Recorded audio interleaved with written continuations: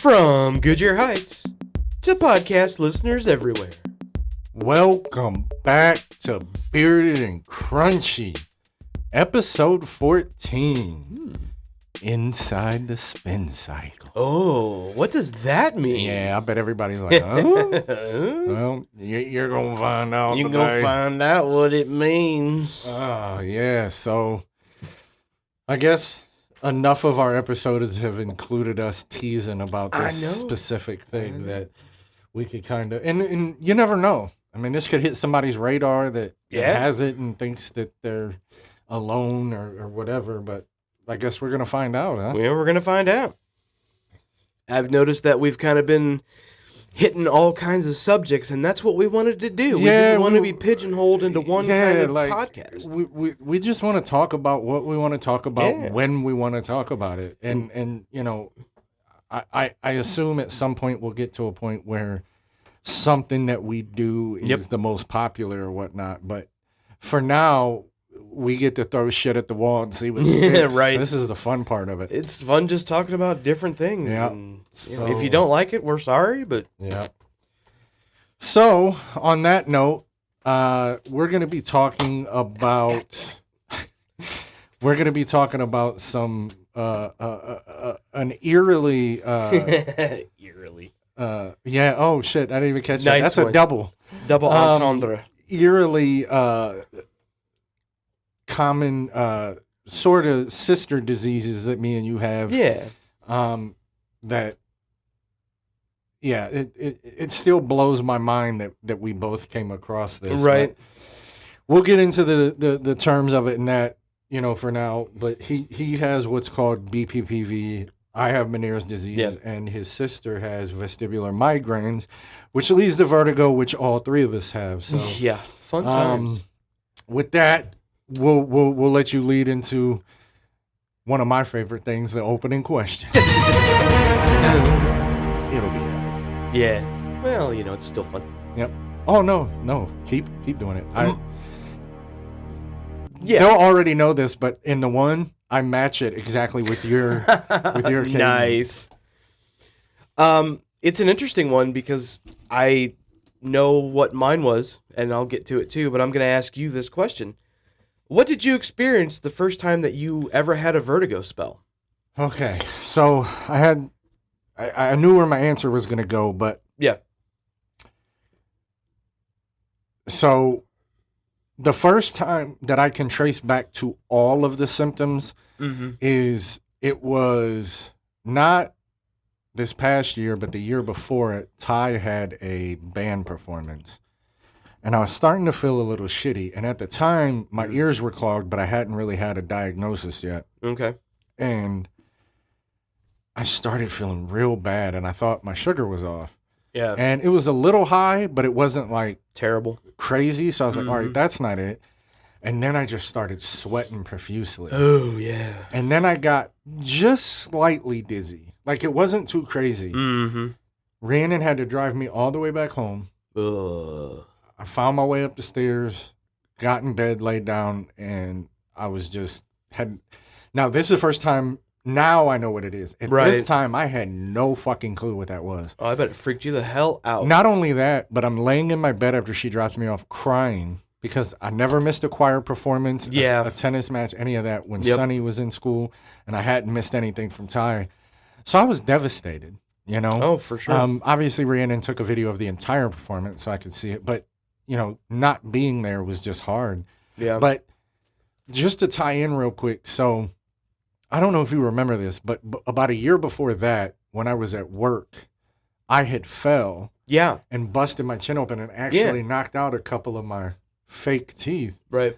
Now looking back, I often wonder if I got a dizzy spell and fell, and that's what knocked me out. It's a very good possibility. You know what I mean? I don't think like I just fainted. I think what happened was I fell, and then when I hit, it kind of knocked me out for a second.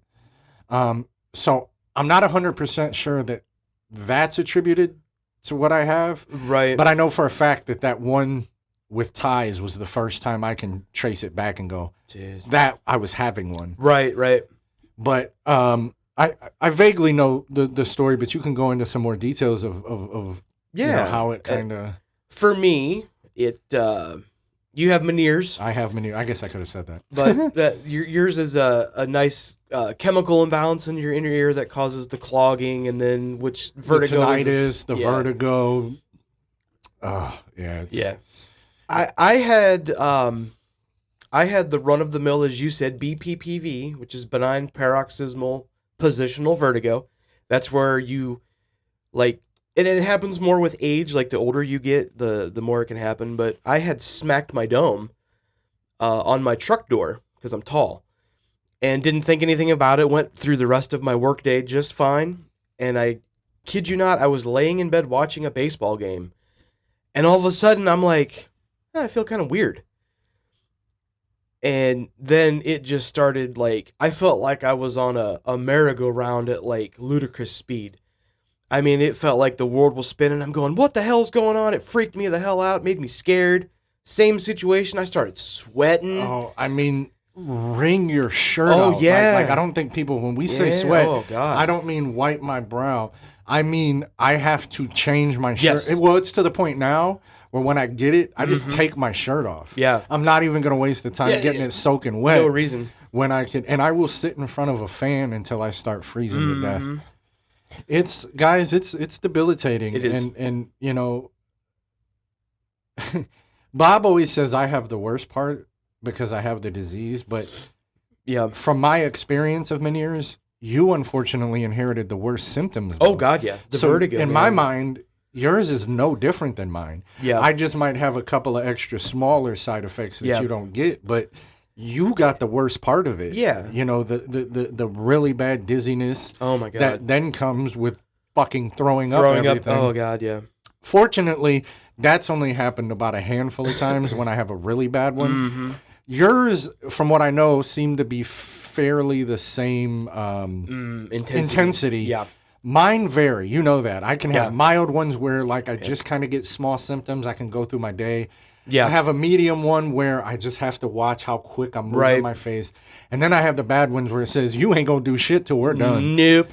We don't care how many times you throw your guts up either. I'll go in real quick through the process of getting it diagnosed. So I went to my main doctor, and me personally, and I'm sure you had the same thought because we have the same thing, clogged sinuses, pressure, we get that. Yeah. So that's what I thought it was. I just thought I had some pressure in there, like a sinus infection or something. And I have to go regularly for diabetes anyway. I have to get my A1C checked every 3 months. So I was bringing it up, and after a couple of visits, he says, I need to send you to an ENT. He goes, because your ears are clear. There's no clogging. Right. So now I'm like, okay, then there's something obviously wrong. Yeah. Now, and at this point, I hadn't had the dizziness yet. This was just the constant clouding. And it would even happen on my right side. Very, very, very rarely, but it would still happen. Hopefully. So I go to the ENT, and they have to put you through, when you were in middle school, a little hearing test. Oh, yeah. It's a little different than that, but it's same. You have to go into this kind of like a closet where there's no beeps, sounds, all that stuff. You have to tap buttons. And it was visible on this chart. My right ear was up here about normal, and then my left ear was way down here. Oh, man. And they said, yeah, you got something. And every time I would go to this ENT to see her, I would have to do this hearing test ahead of time. So she could look at it. And she comes in and she goes, how you doing? Introduce yourself. And she goes, I think you have Meniere's disease. Oh. And I go, what the hell is that? What the hell is that? Because Rhiannon jokes, me and you joke. Yeah. You don't know what the fuck this is until you either have it or you know somebody that has it. This isn't amoebic dysentery that everybody learned from Oregon Trail. This isn't, a migraine that people know but may not have. Most people don't even know this exists. No. Strangely enough, at the 4th of July party yesterday, I was telling my cousin about it. Now, he was in the military for 27 years. Yeah.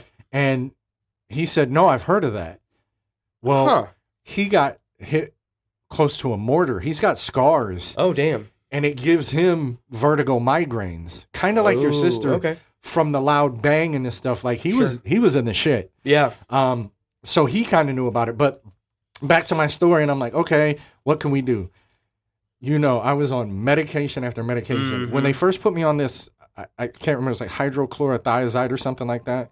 It seemed to help. Yeah. Well, and I actually went a few months without any symptoms. Nice.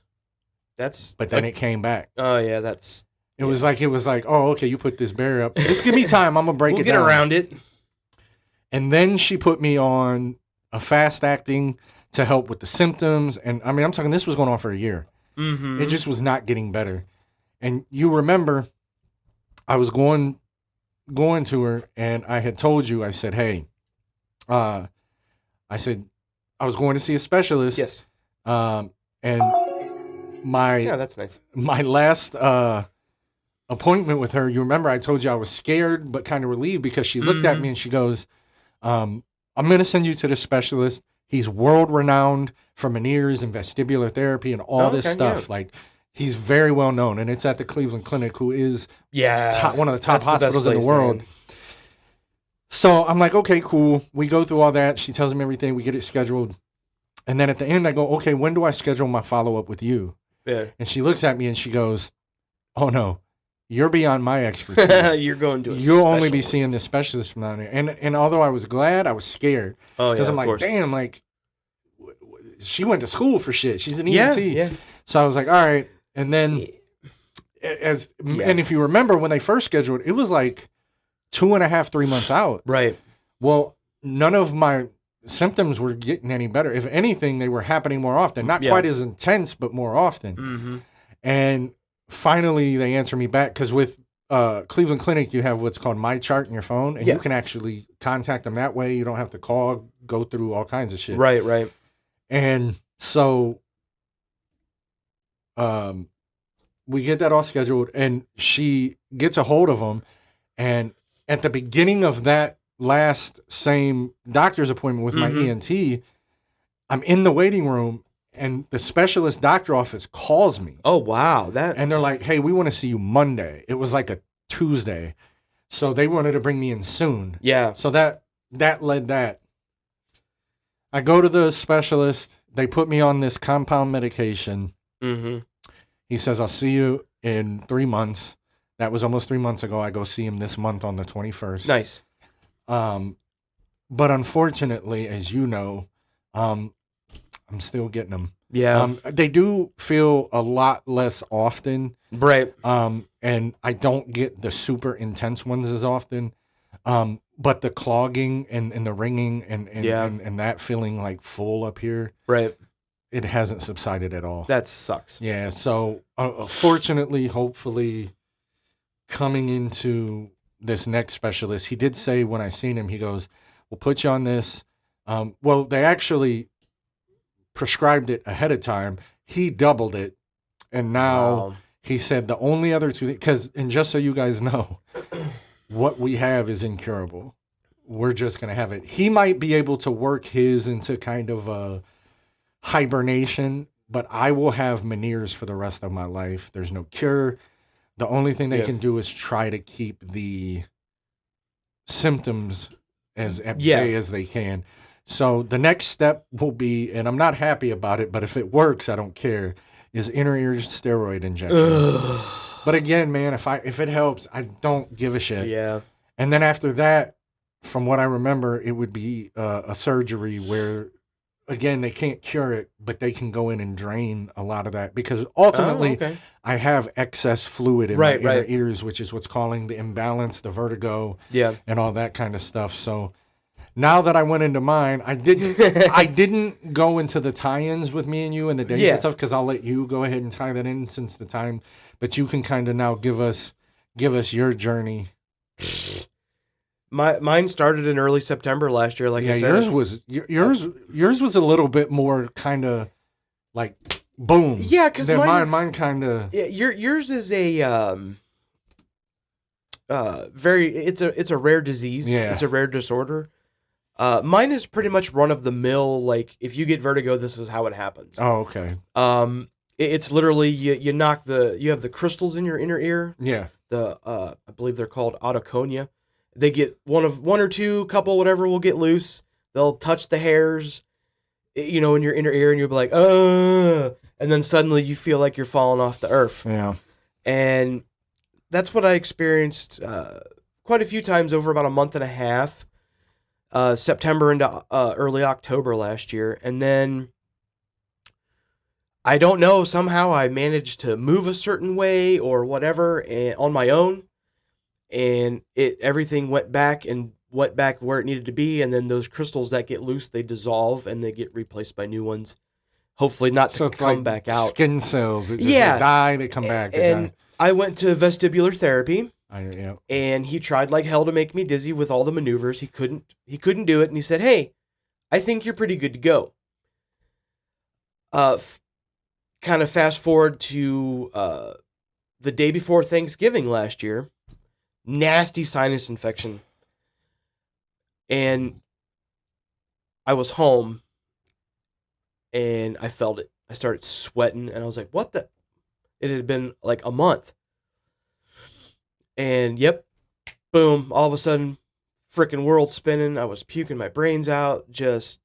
It was horrible. It's awful. But it was different than what I was dealing with before, to where it was intense. The spinning was intense, but after I threw up a couple times, it lessened and then it went away. And I didn't feel like, normally when you have one like that, you feel the after effects for like a day or so afterwards, maybe. Yes.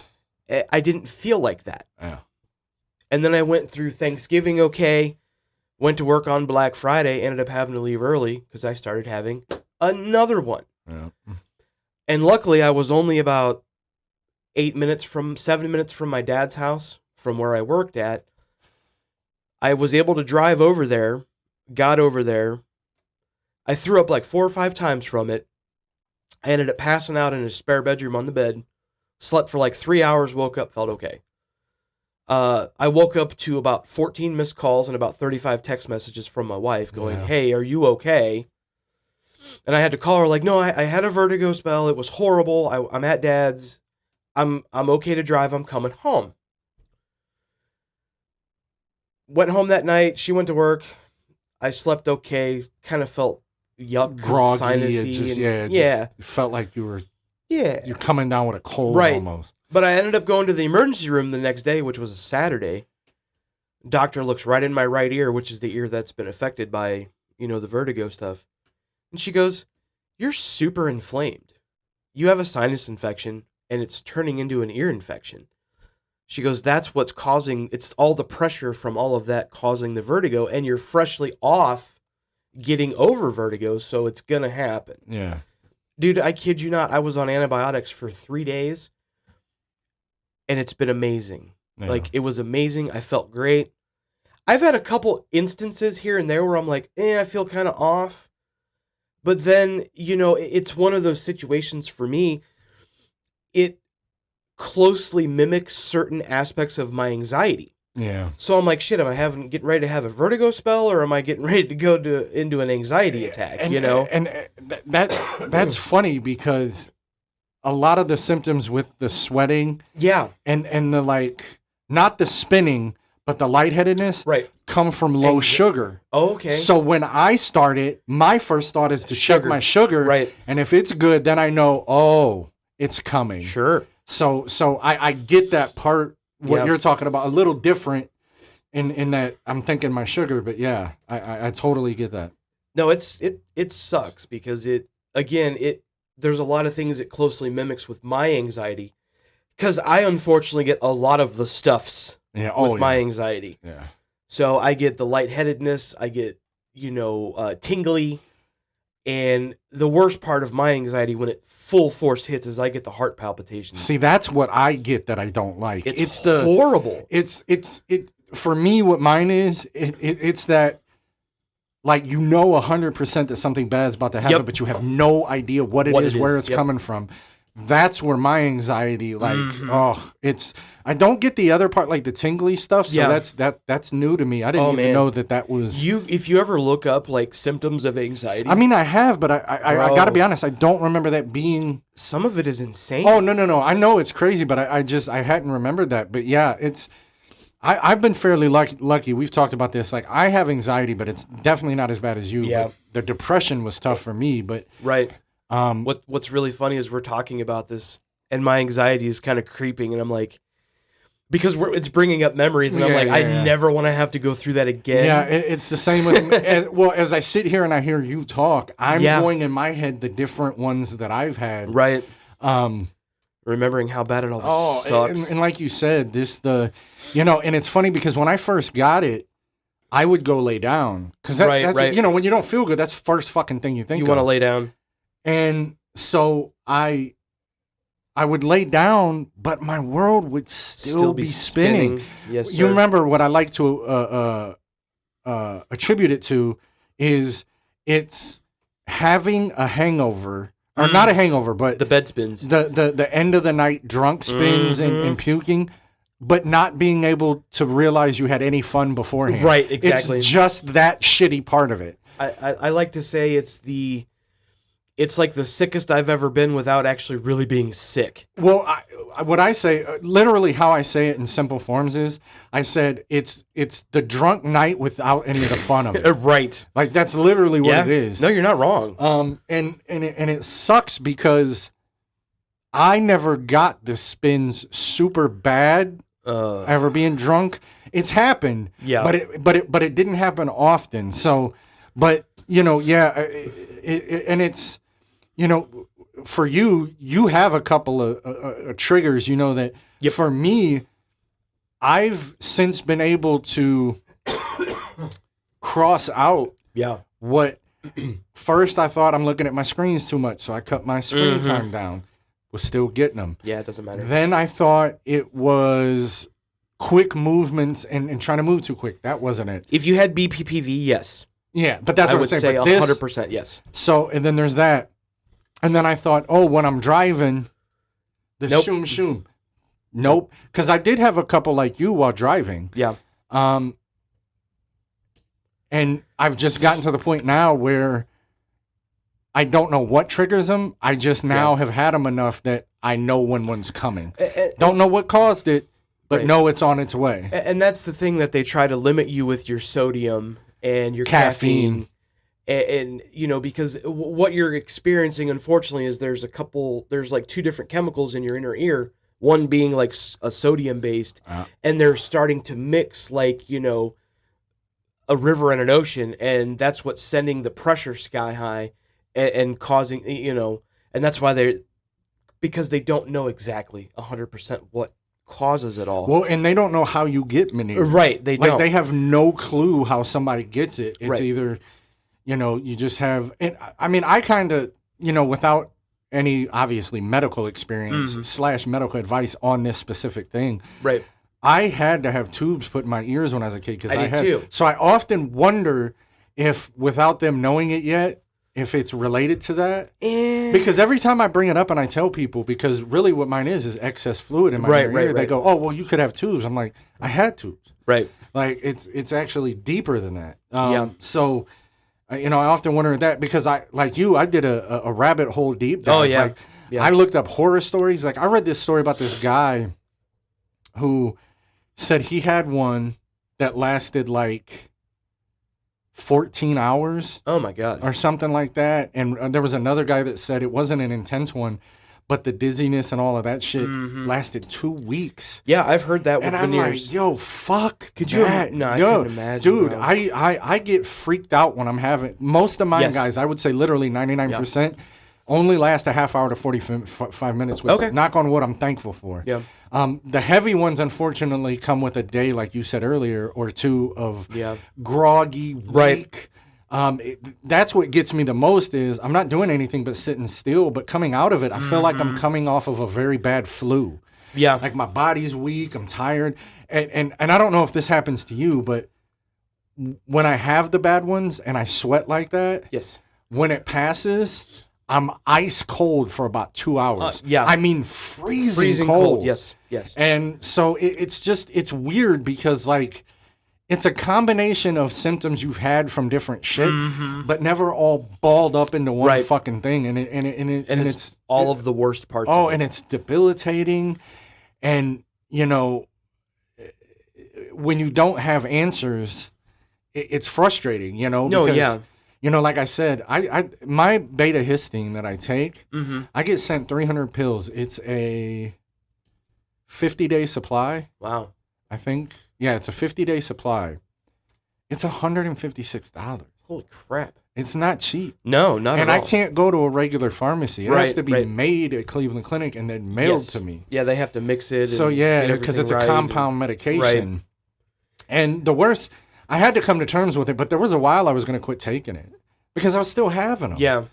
But then I started to think about it, and I'm like, well, okay, they're not completely getting rid of them, but how bad would I be if I wasn't taking it? They've seemed, from what you've told me, because, we talk all the time, obviously, but they seem like they've kind of sort of lowered in intensity.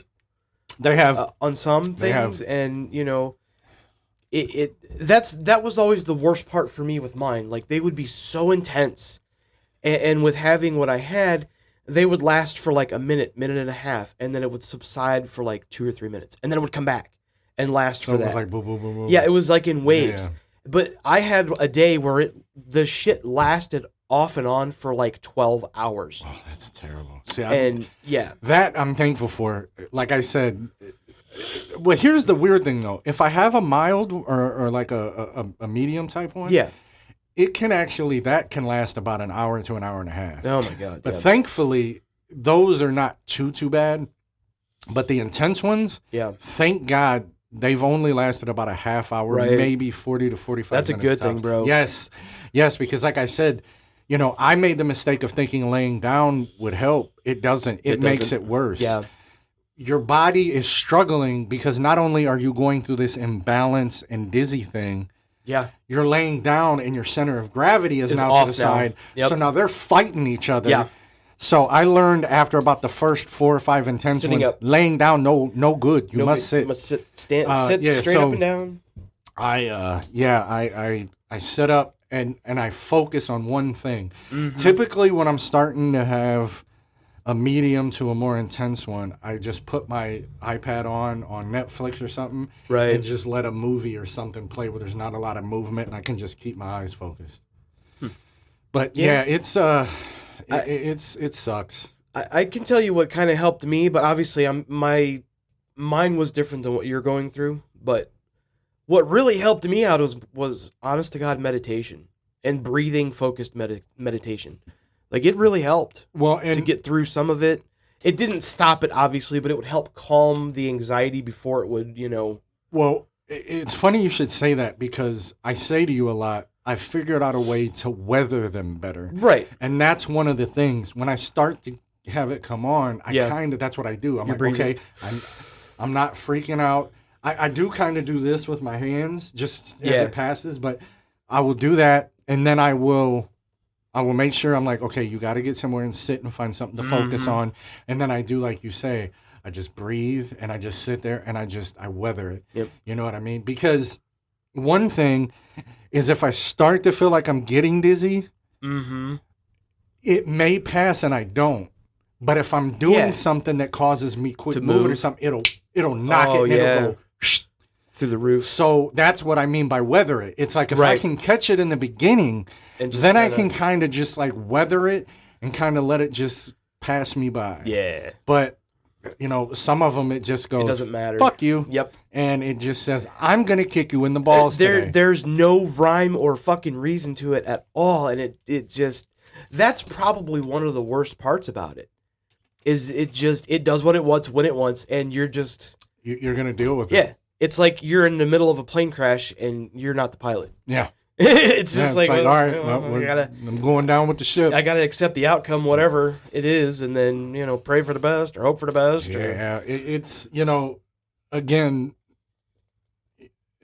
if you don't know what it's like, then it's going to be hard to understand. But hopefully, at some point, maybe if and when we get bigger, we can revisit it and hope to reach more people, because this is something that's very important to both of us. Because again, regardless of how you see it as you have a lesser version, me knowing what it feels like, right? I don't care what they call it, right? This shit sucks. No, and I just, you don't. I mean, like I said, I never heard about it. No, and I wouldn't wish it on my worst enemy. I don't Fuck care no. what you've done. I'll take diabetes tenfold. Yeah, because this stuff is, and not to share her story to put her out there, but my dad's fiance actually experienced it here recently, and it hit her like it did me, just out of nowhere. Yeah. And she's like, "Am I having a stroke?" Because that's what you think. You start thinking like, "What is going on?" Well, yeah, and that was, the first. Well, and your sister, she's got the vestibular migraines. Yep. That causes her to have vertigo, and that's the thing. Like, guys, you don't know when it's going to happen. Like, No. Typically, I would literally say 99% of the time I have signs that let me up. Sure. But there was one time, it was a Saturday morning. I was getting up. I was putting my teeth in, and I was brushing my hair, and I was getting ready. And I'm sitting at the mirror in the bathroom at the sink. Yeah. And, like, when I got up, typically when I get up, sometimes I'm a little, stuffy and stuff because we're old. Yeah. And then it starts to clear. And then I'm standing there, and then just boom. Dizzy. And I mean the intense one. Bro. Like, that was the only time that it hit like that. The intense ones always had a build-up. This one just said, "Hey, Chuck Norris here." Yeah, and here's a roundhouse to the face. And I was like, oh, so I had to go in and tell Ty, I said, "Ty, I'm having a dizzy spell. Yeah. I'm going to lay back down. Give me some time." Right. And like I said, typically half hour, 45 minutes. So I did what I always do. I took my shirt off so I could stay as cool as I could. Right. I sat up at the end of my bed with my fan blowing high to try to keep me cool. And eventually I got to the point where I could lean back against the wall, where our bed is, and just sit there and weather it out. And after about 35 minutes, we were able to finally go. But that's one thing that I've experienced, but thankfully only once.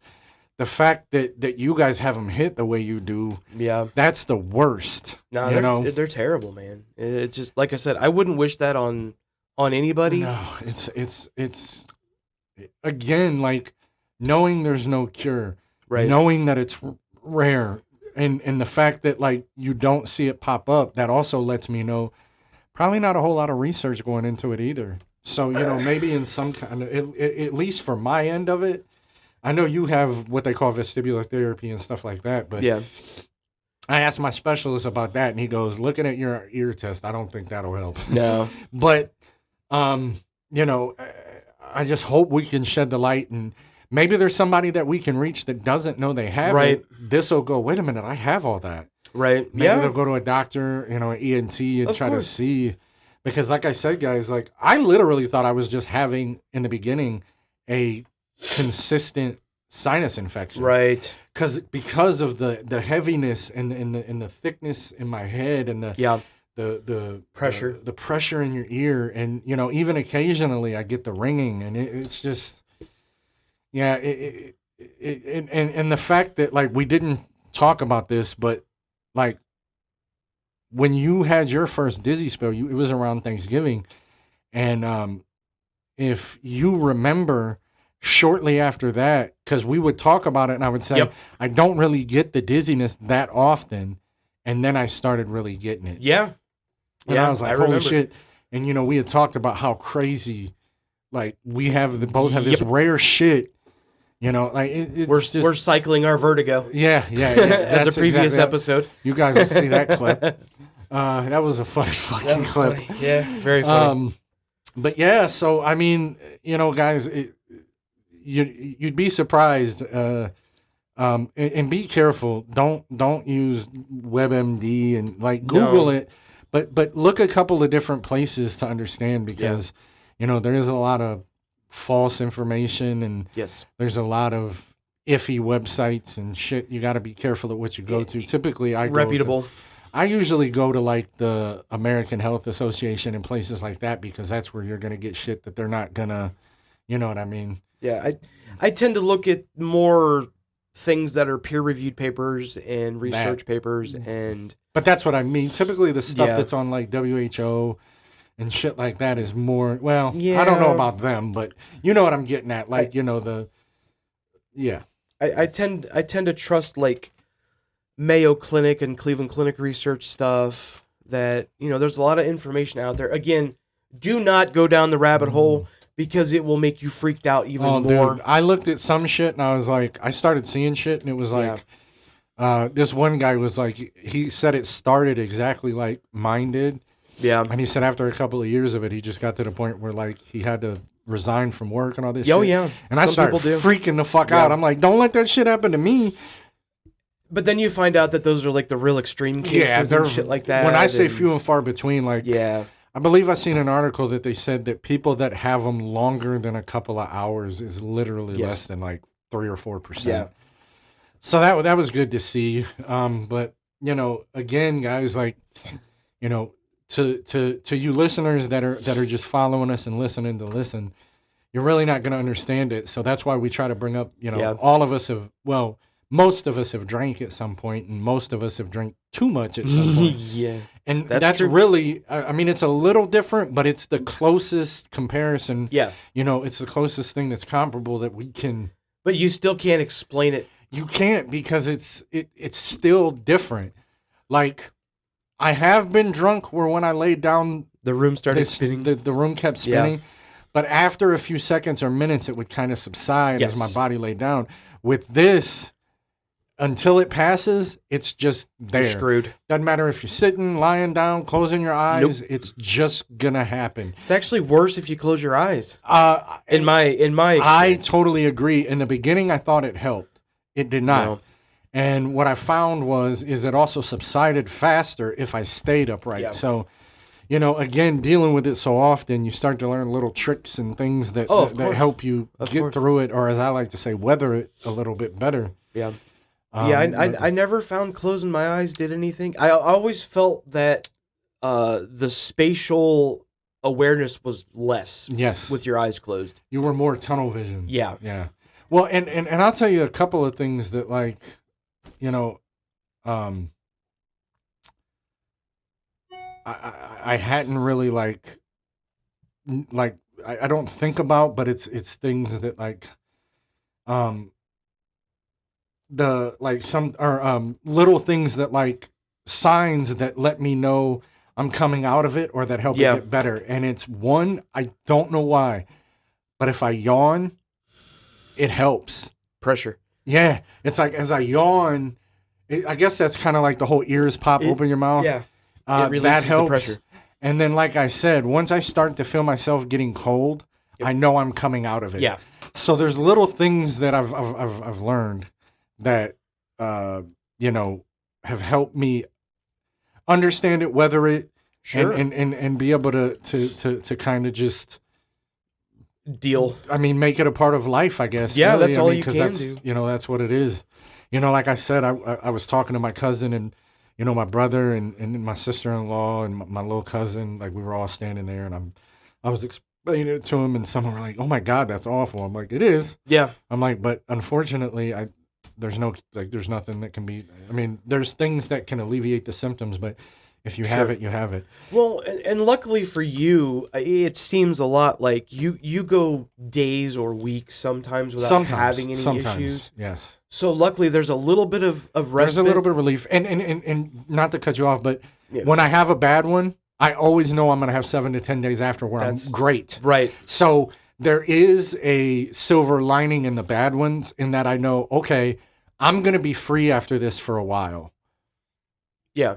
So, yeah. Sorry, we were a little loud in the monitor. Oh, okay. I got you. Like, but yeah, it's, you know, it's just something we have to deal with. And no, it sucks. You know, it does suck. As they say, it is what it is. I mean, there's not really much more to talk about, man. We can make it a shorter episode. Unless you got something you want to bring up, or. You know, honestly, I think we've kind of hit everything we wanted to hit with it. If you guys have any questions about it, please hit us up. Yeah. You know, I've said our socials 1,000 times. It'll be up on the screen in the video. Bearded and Crunchy on everything. But if you guys have questions about it, I mean, obviously we're not medical advice. But if you think you're having small symptoms, reach out, man. You know, the one silver lining I will say real quick, there was a gentleman that had like really like worse than mine. Yeah. And he said one day they just stopped. That's and what it had I've been read. like 10 years. Yep. And he was like, I'm free. It goes away as quick as it came. It goes away. It left fast. And I guess at some point I'm just hoping I get there. Yeah. I mean, I don't know. Hopefully it'll only last a couple of years, and then you'll be able to move on like it'll be a memory at some point to where you can, I truly, truly hope. Yeah. But I'm assuming it's going to be a good dad joke. I don't know. I found one, but I kind of like it. I mean, they're all funny to me. So. Yeah, we are really short this episode. Holy shit. That's all right. That's cool. I'm not going to add filler. Yeah. I do feel like we hit everything we wanted to hit. Yeah, there's nothing really more we can really add to it. No, I'm happy with it. Yeah. All right, here's your dad joke. What sound does a dizzy turkey make? Oh, this is going to be good. I think I might know, but we'll see what. All right. Wobble, wobble.